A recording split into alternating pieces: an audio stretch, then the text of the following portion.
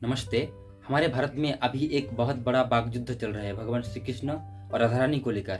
एक दल कह रहा है भगवान श्री कृष्ण के साथ राधा रानी और गोपियों के साथ प्रेम संबंध और रासलीला आदि की तो हुआ था, और एक दल कह रहा है राधा एक काल्पनिक चरित्र है जिसे भगवान श्री कृष्ण के चरित्र को छोटा दिखाने के लिए बनाया गया है।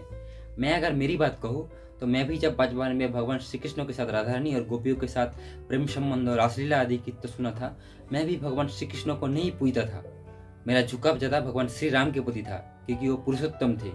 लेकिन बाद में जब B.R. चपड़ा के महाभारत देखा, फिर श्रीमद् भगवद गीता को खुद पढ़ा, तब जाना कि श्री राम तो पुरुषोत्तम है ही, लेकिन भगवान श्री कृष्ण से ज़्यादा गुण, कर्म, स्वभाव, चरित्र, ज्ञान, बल, बुद्धि, मानव रक्षक, धर्म रक्षक आज तक इस पृथ्वी पर कोई हुआ ही नहीं। इसलिए मेरे देशवासी और सनातन हिंदू धर्म को मानने वाले महान लोग भगवान श्री कृष्ण के चरित्र के विषय में जो असत्य कहानी हमारे समाज में और हमारे मन में आज प्रचलित है, उस कहानी को हमारे समाज से और मन से निकालने के लिए और भगवान श्री कृष्ण को उनके जस और कीर्ति अनुसार पुनः प्रतिष्ठा करने के लिए अगले कुछ मिनट तक वीडियो को ध्यान से देखिए। चैनल को सब्सक्राइब करें और बेल आइकन को क्लिक करें। धन्यवाद। तो वीडियो को ध्यान से देखिए और अंत में जाकर मैं अपनी मत बोलूँगा दोनों पक्षों के लिए। महाभारत में भगवान श्री कृष्ण के बाल्यकाल संबंधी घटना के ज्यादा कुछ जिक्र नहीं है। सिर्फ लिखा है गोपों के कुल में बड़े होने वाले श्री कृष्ण अपने भुजाओं के बल तीनों लोकों में प्रसिद्ध कर दिया था।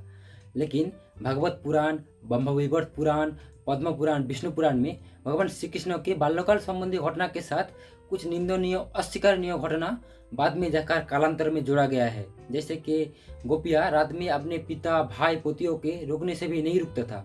वो रात्रि में श्री कृष्ण के पास चले जाते थे। श्री कृष्ण भी उन गोपियों के साथ भोग विलास करते थे। फिर लिखा है कि भगवान श्री कृष्ण ने कुब्जा के साथ संभोग किया। फिर लिखा है कि जब गोपियां जमुना नदी में नहा रहे थे, तब श्री कृष्ण ने उन लोगों का वस्त्र को हरण करके एक पेड़ पे चढ़ गया। फिर श्री कृष्ण उन गोपियों को नदी से बाहर आने के लिए कहा। और लिखा है कि गोलोक में पुतनी राधा श्री कृष्ण को दूसरी औरत के साथ पकड़ लिया। फिर राधा ने श्री कृष्ण को कहा, हे श्री कृष्ण ब्रज के प्यारे, तू यहाँ से चला जा, तू मनुष्य का भांति मैथुन करने में लंपट है, तुझे मनुष्य का जोनी मिले, तू गोलोक से भारत में चला जा। ऐसी निंदनीय, अस्वीकारनीय बात ऐसी पुराण में लिखा गया है जो आप सब समझ में पढ़ भी नहीं सकते हो।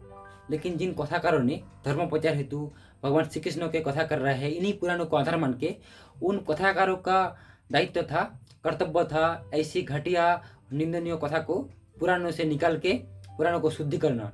लेकिन वो कथाकारों ने ऐसी निंदनीय घटना को ना निकाल के, ना पुराणों को शुद्धि करके ऐसी घटना को लीला के नाम से चला रहे हैं। वो लोग बोल रहे हैं भगवान श्री कृष्ण तो लीला पुरुषोत्तम थे, वो कुछ भी कर सकता है, ये सब तो लीला है।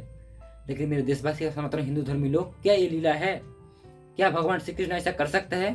कभी नहीं कर सकता है। वो महाभारत लिखा था महर्षि वेदव्यास, और 18 पुराण कभी महर्षि वेदव्यास ने लिखा था। लेकिन महर्षि वेदव्यास के पुराणों में बाद में जाकर कुछ कुचक्री स्वार्थी लोग और शक, खून, दल, पठान, मुगल, अंग्रेज की लंबी गुलामी के समय इतनी मिलावट कर दिया गया है कि जब हमारे लोग ऐसे पुराणों को पढ़े, तब या तो वो दूसरे धर्म को अपना ले, नहीं तो वो सोचे अगर हमारे भगवान ने इतनी सारी महिला के साथ प्रेम संबंध बनाया था तो हम भी ऐसा कर सकते हैं। इससे हमारे व्यक्ति, समाज और पूरे राष्ट्र की चरित्र हरण हुआ। भगवान श्री कृष्ण के चरित्र हरण हमारे सनातन धर्म और भारत के पतन के सबसे बड़ी कारण है। तूने महाराज कंस का नमक खाया और उनका ही वध कर डाला, तू कृतज्ञ भी है। ये हुआ पूरे 100। महाभारत के शुरुआत में भगवान श्री कृष्ण के बाल्यकाल संबंध में ज्यादा कुछ जिक्र नहीं है।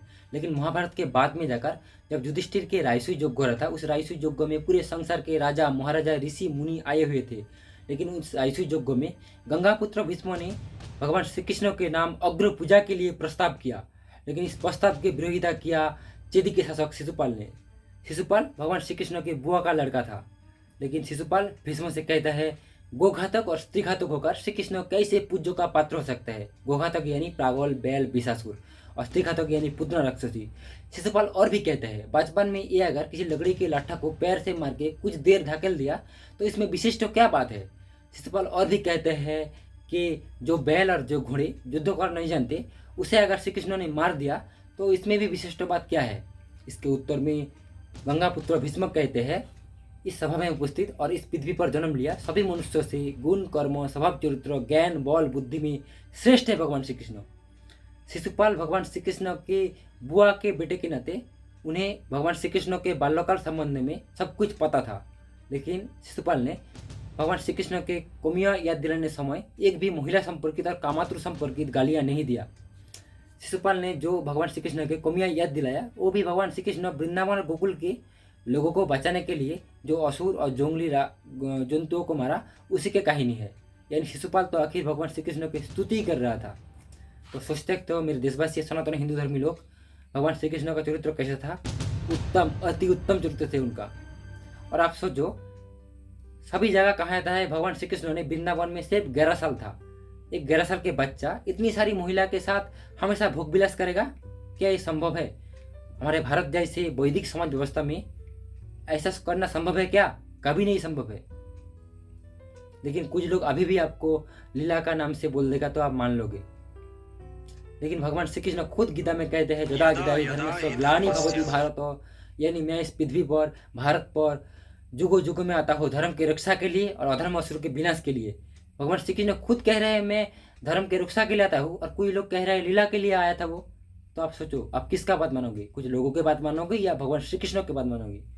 आप श्री कृष्ण के बात मानो, वो धर्म रक्षा के लिए आया था। भगवान श्री कृष्ण गीता के 3 अध्याय के 37 नंबर श्लोक में कहते हैं कामो ईशो क्रोधो ईशो रजो गुणो समुद्भव महाशनो महापापमा विद्यहो मिह बैरिनम। यानी श्री कृष्ण कहता है हे अर्जुन, रजोगुण से काम उत्पन्न होते हैं और काम से क्रोध, और ये काम और क्रोध कभी भोग से इसका संतुष्टि नहीं मिलता है, ये महाभक्षक है। और हे अर्जुन तुम याद रखो ये काम और क्रोध तुम्हारे सबसे बड़े शत्रु है, महाशत्रु है। और भगवान श्री कृष्ण फिर गीता के 3 अध्याय के 21 नंबर श्लोक में कहते हैं जद जदाचरित श्रेष्ठ देवोत्तर जनो सत्पमानं कृते लोकस्तदनु वर्तते।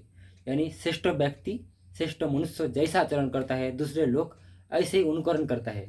ऐसे श्री कृष्ण क्या ऐसे नीच आचरण करेगा कभी? क्या राधा रानी और गोपियों के साथ ऐसी निंदनीय आचरण करेगा? कभी नहीं करेगा वो। श्री कृष्ण को बारंबार ऋषिकेश कहा गया है, यानी जिनका सारी इंद्रिय वशीभूत है, और उनको जोगेश्वर कहा गया है, सभी जोगों का ईश्वर है वो। और इसी श्री कृष्ण का चरित्र सर्वश्रेष्ठ है।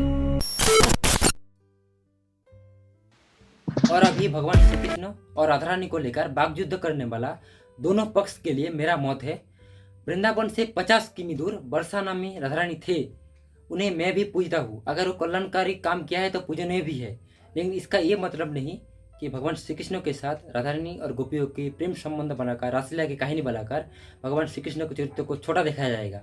इसमें तो राधा रानी को भी छोटा दिखाया जा रहा है। भगवान श्री कृष्ण धर्म रक्षक थे, मानव रक्षक थे, भारत रक्षक थे। उनके विषय में ऐसी निंदनीय घटना नहीं स्वीकार किया जाएगा, ये इष्ट निंदा माना जाएगा, और आगे जाकर भारत में इसका सजा भी दिया जाएगा। जय श्री कृष्ण, जय श्री विष्णु।